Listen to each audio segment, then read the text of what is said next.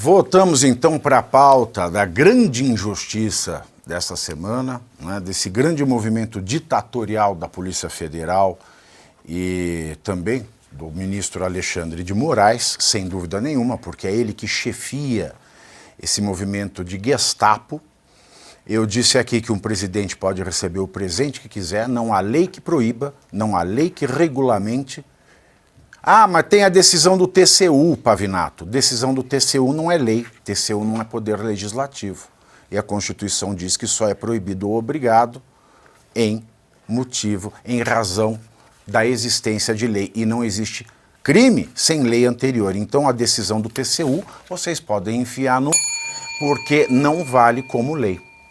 Tá certo? Tá certo. E além do presidente Bolsonaro, né? Ó, tem gente duvidando do que eu falo, eu sou infiltrado. Então, na verdade, o que eu estou falando aqui, que essa ilegalidade do ministro Alexandre é uma legalidade, deve ser isso. Né? Porque se eu estou infiltrado, né, a verdade é que ele está certo. Eu gosto de gente inteligente, gente perceptiva, rápida no gatilho, gente difícil de enganar. Além do presidente Bolsonaro, 2 advogados foram indiciados. O antigo advogado do presidente, Frederico Wassef, e o atual, o Dr. Fábio Weingarten. Sobre esse indiciamento, o Weingarten publicou em sua conta da plataforma X o seguinte: o meu indiciamento pela Polícia Federal se baseia na seguinte afronta legal. Advogado, fui indiciado porque, no exercício das minhas prerrogativas, defendi um cliente, sendo que em toda a investigação não há qualquer prova contra mim. Sendo específico, fui indiciado pela razão bizarra de ter cumprido a lei. Explico. Minha orientação advocatícia foi a de que os presentes recebidos pelo ex-presidente da República fossem imediatamente retornados à posse do Tribunal de Contas da União em defesa de qualquer dúvida sobre questionamentos em relação ao interesse público. E conselho jurídico não é crime. Minha sugestão foi acolhida e os presentes entregues imediatamente, integralmente recolhidos ao TCU. Como está cabalmente comprovado, inclusive pela própria Polícia Federal, só tomei conhecimento do fato após ser noticiado pela imprensa e agi com integridade profissional. Fui indiciado, como está provado, por cumprir a lei. Continuarei com meu trabalho advocatício e recorrerei à OAB para garantir meu direito constitucional de trabalhar sem intimidações e sem sofrer lawfare de natureza política.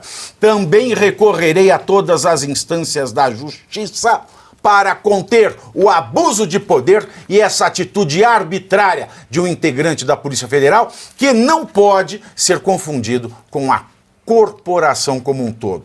Portanto, a iniciativa da Polícia Federal de pedir meu indiciamento no caso dos presentes recebidos pelo ex-presidente é arbitrária, injusta e persecutória. É uma violência inominável e um atentado ao meu direito de trabalhar e viver.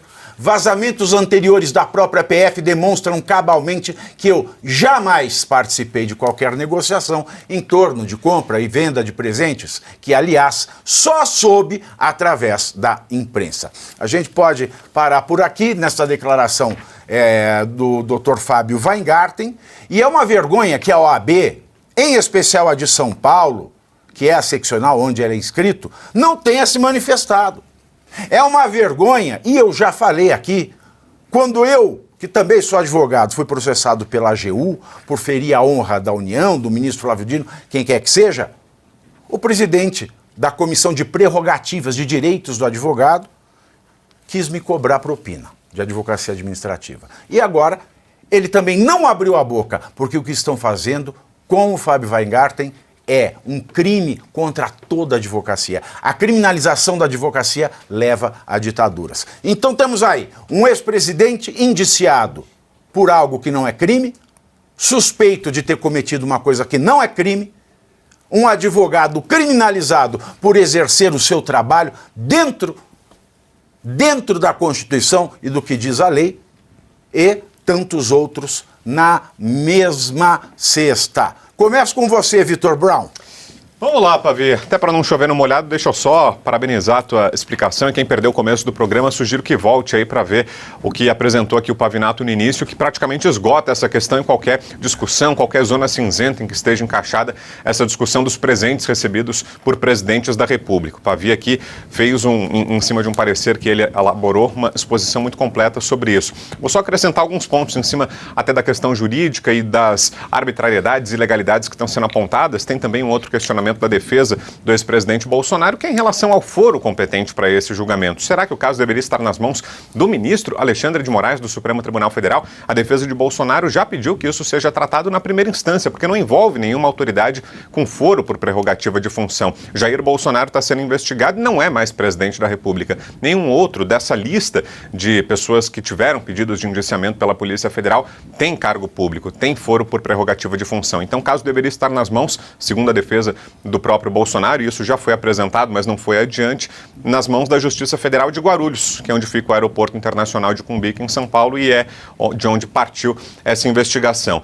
Outra coisa que preocupa muito, a resposta do Ministério Público vai se dar em pleno período de campanha eleitoral ou pré-campanha, porque agora o Judiciário está em recesso, tem 15 dias para que a Procuradoria-Geral da República, que é a figura do Ministério Público nesse caso, responda, só que o prazo só vai começar a contar a partir da volta do recesso. Então vai dar ali mais ou menos na primeira quinzena de agosto, quando a campanha já vai estar ali pegando fogo, que pode atrapalhar todos os apadrinhados por Bolsonaro, todos os candidatos a prefeitos e vereadores que tenham apoio do ex-presidente ou do próprio PL. Outra coisa, será que uma questão desse porte justifica as várias operações de busca e apreensão que estão sendo feitas, ou pode se tratar também de fishing expedition, que é a pesca probatória, que é quando um agente de segurança é colocado numa operação é feita para originar outra operação, ou seja, por causa do cartão de vacina, por causa de supostas irregularidades na venda de joias, é feita uma operação da Polícia Federal que vai lá e apreende celular, apreende computador, até de advogados, de políticos. Isso compromete, por exemplo, estratégias políticas, estratégias